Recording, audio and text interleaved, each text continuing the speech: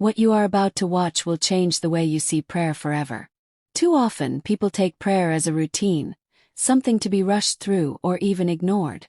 But after this, you will realize that prayer is power.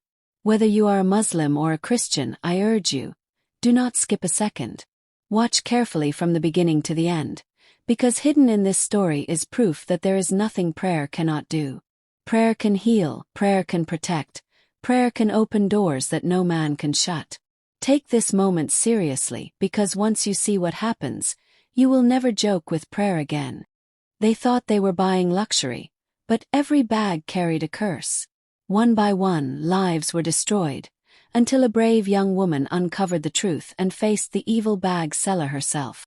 Welcome to Story by Nancy Folktales series. Please don't forget to like, comment, and subscribe. Tell us where you are watching from in the comment section. The town of Brooksville was famous for its grand marketplace. Every morning, the sun rose over the rooftops, and traders filled the square with bright fabrics, food, and music. In the very center stood Mrs. Florence's stall. Unlike others, her shop was always crowded. Her bags looked finer than gold. Some glistened like jewels, others were crafted with leather so smooth it felt alive under your fingers. People said Mrs. Florence never grew old.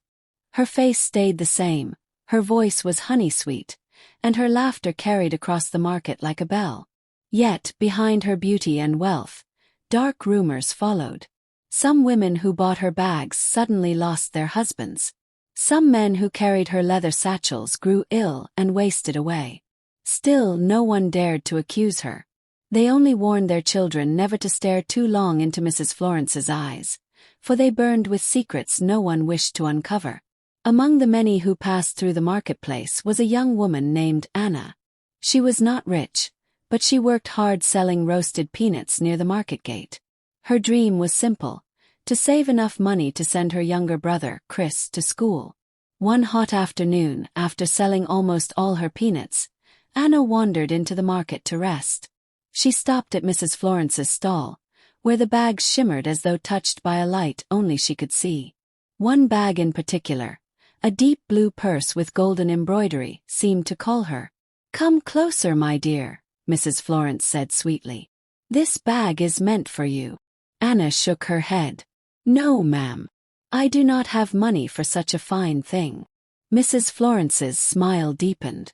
"Money is not always the price. Some bags choose their owners. Take it, and blessings will follow." Anna hesitated, but just then Chris ran up wide-eyed. "Sister, she gave you a bag. You are lucky. Everyone wishes for one." The crowd around the stall grew silent, watching. Anna felt trapped. Reluctantly, she accepted the bag. That night, as she laid it beside her bed, she heard faint whispers. By morning, her life began to change. Traders gave her free goods. Neighbors praised her beauty. Even the head of the market greeted her warmly. She should have been happy, but each time she touched the bag, her chest grew heavy. One evening, when Chris tried to open it, Anna froze in terror. The golden embroidery twisted into a face, cruel and smiling, with eyes exactly like Mrs. Florence's. Not long after Anna's encounter, another story spread through town. A young couple, recently engaged, came to the market one Saturday. Their names were Sarah and David, admired by all. Sarah wanted a new bag and shoes for their date night. She pulled David toward Mrs. Florence's stall. Women crowded the shop, rushing for her goods, for the prices were shockingly low. "See these beautiful bags," Mrs. Florence crooned. "Choose any, they are waiting for you." David frowned. Something is not right. These bags look like luxury, yet they cost less than ordinary shoes. "Let us go." But Sarah shook her head. She said she imports them differently.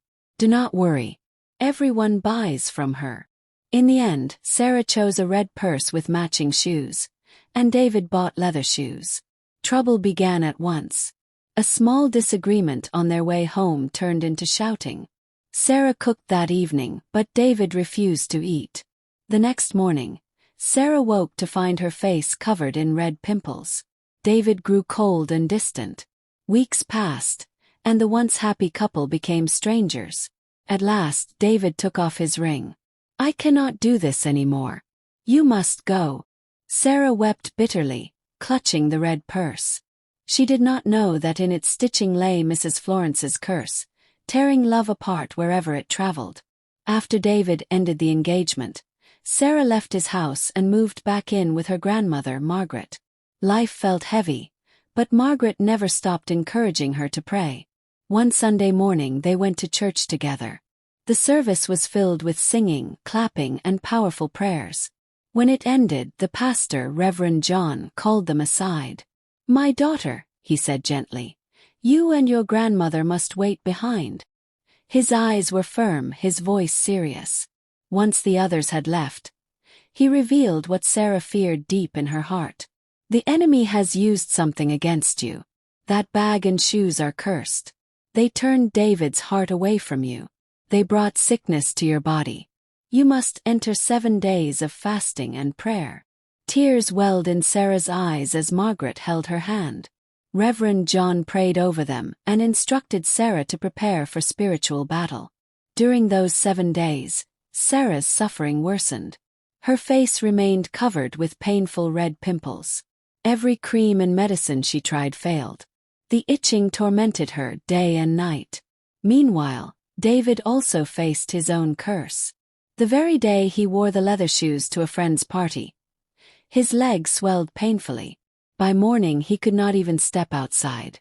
Yet, blinded by anger, he never reached out to Sarah. The curse kept them apart.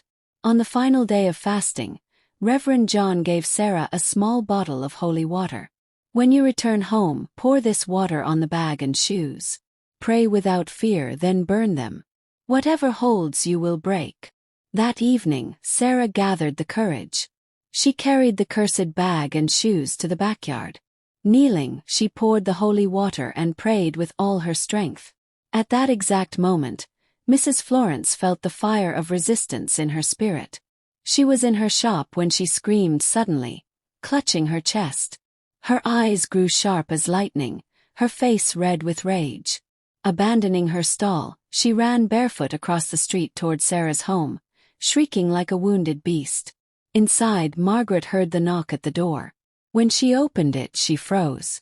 Mrs. Florence stood there, her eyes burning, her face twisted with fury. "Where is that granddaughter of yours?" she hissed. "Tell her to come out. She must not hinder me. She dares to stop me from gaining my rank." Margaret trembled. "What rank are you talking about?" she whispered.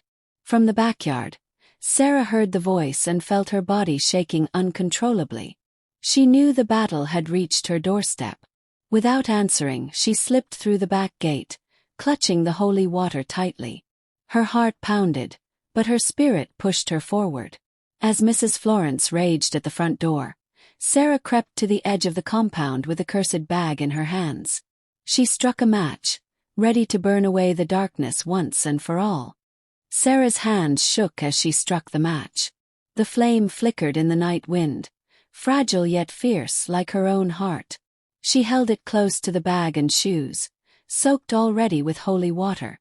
"In the name of the living God," she whispered, "whatever evil is tied to these things, I release myself from it today." Her voice cracked, but she pressed on. "You will no longer control my life." The fire caught slowly, then spread across the fabric and leather. First, nothing seemed unusual. But as the flames grew, a shriek pierced the air. From the front of the house, Mrs. Florence staggered, clutching her chest. Smoke curled unnaturally around her body, though she carried no fire. Margaret fell to her knees in prayer. "Lord, protect my granddaughter," she cried. Sarah trembled but refused to stop. She poured the last of the holy water on the burning bag, and instantly the flames roared higher.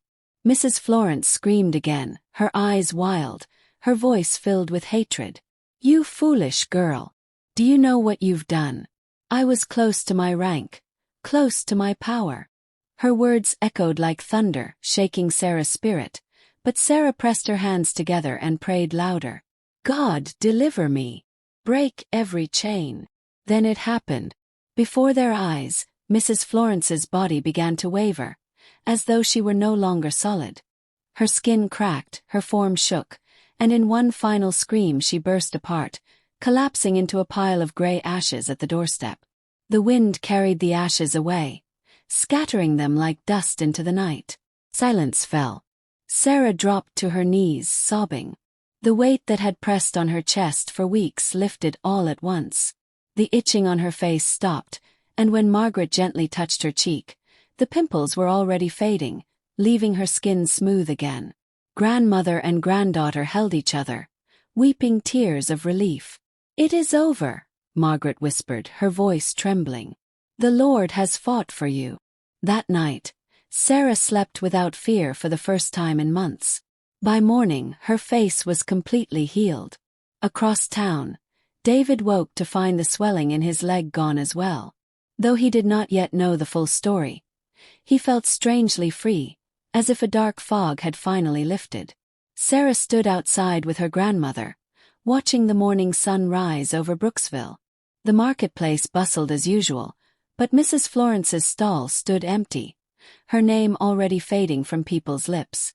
Evil had been defeated, not by riches or power, but by prayer, faith, and the courage of a young woman who refused to bow to darkness. And though Sarah's heart still carried the scars of betrayal, she also carried something stronger: the knowledge that no curse, no matter how powerful, could stand against the truth. Moral lesson: evil often disguises itself in beauty and false gifts, but what is gained cheaply may cost far more than it seems. No matter how strong the darkness appears, faith, prayer, and courage will always break its power.